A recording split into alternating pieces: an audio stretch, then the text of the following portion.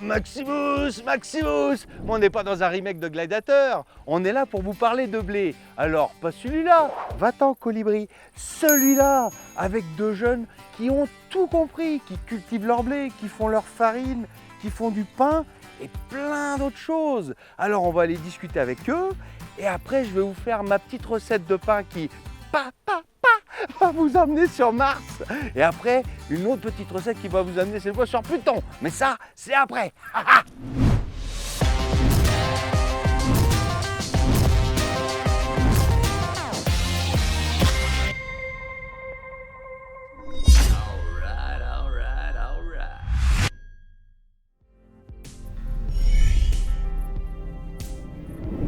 Ils sont là, les merveilleux. Comment ça va? Ça va et toi? Ouais, superbe. Ouais, ça fait plaisir de vous voir. Écoute, plaisir partagé. Du plastique. Putain, ça c'est la pollution. Pollution. Dans 100 000 ans, ce sera décomposé. Là, c'est mieux. C'est pas chez nous. Et avec ce beau blé, tout ça, moi j'ai une petite question entre vous deux. Qui a eu l'idée de faire de l'oseille avec du blé? Ça a commencé autour d'une bière. On s'est dit, il faut qu'on crée un produit. On s'est dit, on veut faire du blé, tout simplement, qu'on fera de la farine, puis Baptiste transformera ça en pain. Ouais, à la base du projet, c'est quand même un plaisir personnel entre les deux, entre deux amis qui ont voulu créer quelque chose et puis remettre un peu de la farine dans ma boulangerie. Puis ensuite, on a vu qu'on pouvait faire de la farine, on pouvait de l'oseille, on pouvait faire des blés soufflés, des pâtes, plein de choses. Ce qu'il faut aussi dire dans l'agriculture, c'est que chaque projet prend une année. Chaque projet une année. Ouais. À développer, c'est-à-dire à développer, ouais. Donc ici, on a mis une année pour avoir de la farine. Ça, c'est une fois par année que vous cultivez le blé? Le blé, on le sème, ça dépend un petit peu des fenêtres météo. Généralement, mi-octobre, on le sème. Il faut 9 mois jusqu'à ce qu'il soit battu, qu'il soit à maturité pour battre. Ensuite, il faut 1 mois de dormance pour voir le moudre, puis ensuite, il est moulu. Donc, c'est vrai que tout prend vite du temps, quoi. Et puis là, donc ici, à 1000 mètres d'altitude, début août, première dizaine d'août, on le récolte. On le bat. Ce qu'il faut bien expliquer, c'est qu'on n'a rien créé de neuf. En fait, on est revenu à ce qui se faisait il y a 200, il y a 150 ans, où c'est un paysan qui travaille avec le boulanger, et c'est ce qu'on a oublié finalement. Le pain, ça existe depuis bien longtemps. Alors que maintenant, il faut revenir un peu au levain, aux traditions. C'est clair que ça prend plus de temps en production, ça c'est clair. Après, dans notre farine de ce champ-là, on n'ajoute rien, il n'y a pas de gluten, donc le gluten est à l'intérieur du grain et il est naturel, on dira. Il n'y a pas de poudre de paraffin ou X ou Y agent de conservateur.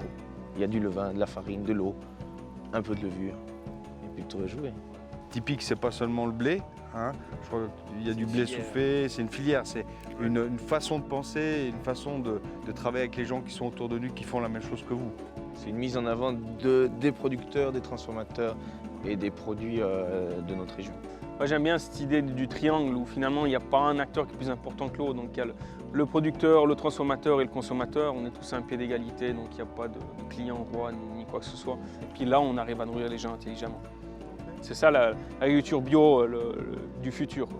Puis c'est un petit peu là où on a envie d'aller avec notre entreprise typique, avec un maximum de cash. Pognon! Pognon! Si vous auriez par exemple un message à faire passer aux gens qui nous regardent, au niveau justement de ce circuit court. Il faut penser à tout le circuit, à l'agriculteur, à celui qui transforme et puis à celui qui vend. Si on veut soutenir l'artisanat, c'est pas en mettant des likes sur Facebook, mais c'est en allant chez les boulangers du village, quoi. Il faut se donner la peine d'aller, de chercher ces produits qui sont à disposition. N'importe qui a à proximité une épicerie, une boulangerie artisanale. Mais si on prend le réflexe, puis qu'une fois sur 3, une fois sur 4, on fait l'effort d'acheter vraiment un produit local, d'acheter spécifique, d'aller à l'encontre du producteur, là on fait déjà gagner un peu l'économie locale, si on veut dire. En tout cas, merci à vous de votre engagement. Je pense que c'est super important ce que vous faites et c'est vraiment top, surtout quand ça vient de jeunes comme vous. Je vous dis merci les gars et puis je vous souhaite vraiment 100% de réussite, vous le méritez. Et bravo à Cynthia aussi qui est dans l'ombre mais qui fait un peu tout. Alors maintenant je vous emmène dans un four qui a 200 ans, qui est de 1807. Dans toutes les communes à l'époque il y avait un four pour tout le monde. Et alors là on va vous faire une petite recette de pain, de la farine là. de ce blé-là. Mais ouais, c'est fantastique. Et après, je vais vous emmener paf paf sur Pluton pour la recette qui suit. Vous êtes prêts? On y va!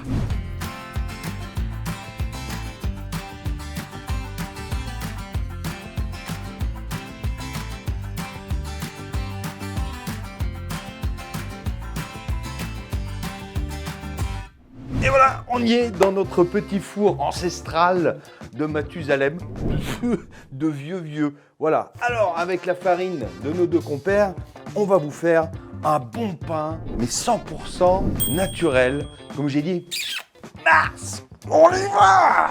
Alors pour notre pain, on a besoin de 200 g de farine, 20 g de son, hop, 6 g de sel, 4 g de levure,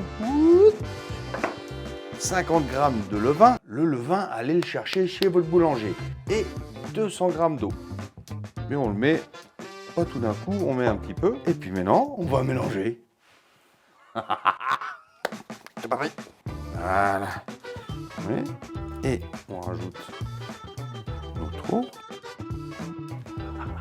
Il faut aller chercher la farine. Cette pâte-là, maintenant, il faut la travailler. On va la travailler pendant 15 minutes.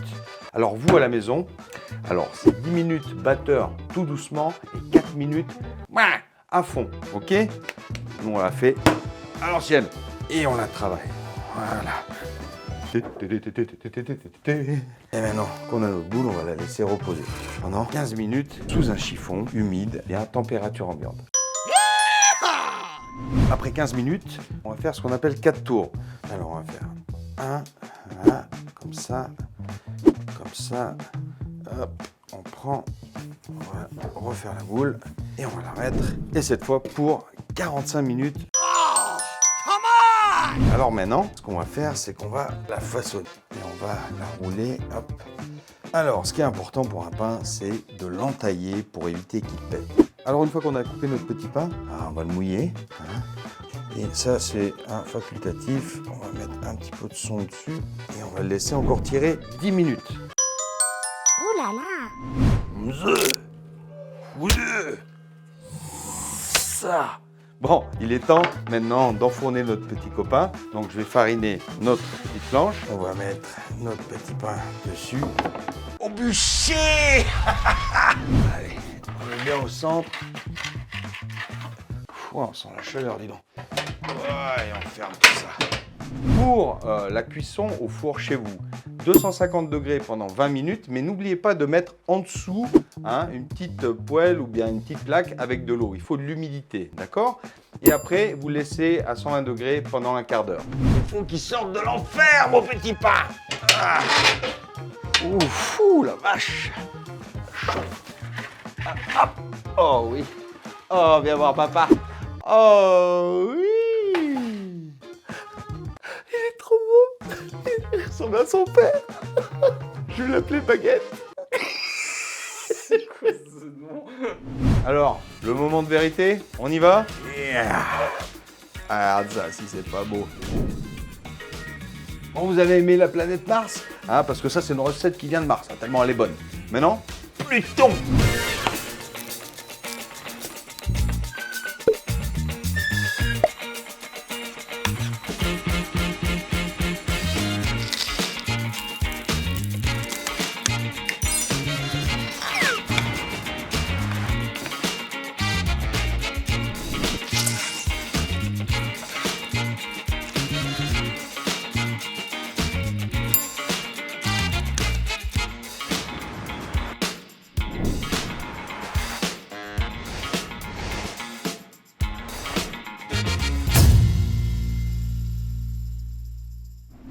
Alors, on n'est pas sur Pluton là? C'est pas Pluton ça? Donc, merci beaucoup d'avoir regardé la vidéo. Allez chez vos producteurs, cherchez des bons produits. Faites marcher le commerce de proximité. Vous serez que bénéfique, que des bons produits, que des gens extraordinaires. Et moi, je vous dis, faites la recette. Très très simple. Allez, merci.